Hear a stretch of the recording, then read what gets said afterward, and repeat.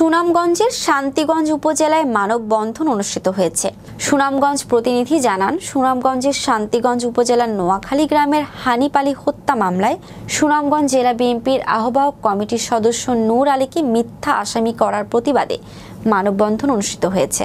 সোমবার দুপুরে এলাকাবাসীর ব্যানারে নোয়াখালী বাজারে এই মানববন্ধন অনুষ্ঠিত হয়। নোয়াখালী গ্রামের মুরব্বী আরজাত আলীর সভাপতিত্বে ও ছাত্রদল নেতা সুমন আহমদের পরিচালনায় মানববন্ধনে বক্তব্য রাখেন শান্তিগঞ্জ উপজেলা বিএনপির আহ্বায়ক কমিটির সদস্য মোশাহিদ আলী, শামসুদ্দিন বিএনপি নেতা জসিমউদ্দিন, উপজেলা স্বেচ্ছাসেবক দলের যুগ্ম আহ্বায়ক বাবুল মিয়া, সমাজকর্মী হাফিজ দোলন আহমেদ, যুবদল নেতা লুৎফর রহমান, শিমুলবাগ ইউনিয়ন যুবদলের সভাপতি মহিবুর রহমান মানিক ও নূর আলীর ছেলে ফাহিম আহমদ প্রমুখ।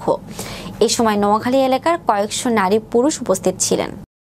আপনারা জানেন, পারিবারিক একটি হত্যায় আমাদের বিএনপির অন্যতম সদস্য নূর আলী সাহেবকে মামলায় জড়ানোর প্রতিবাদে আজকে আমরা রাজপথে দাঁড়িয়েছি।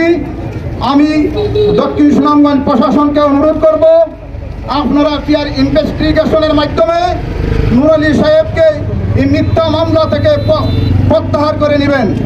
যদি মিথ্যা মামলা থেকে প্রত্যাহার করে অতি বিলম্বে না নেওয়া হয়, তাহলে আমরা এলাকাবাসী এবং দেশবাসীকে সামনে নিয়ে কঠোর আন্দোলন করতে বাধ্য হব।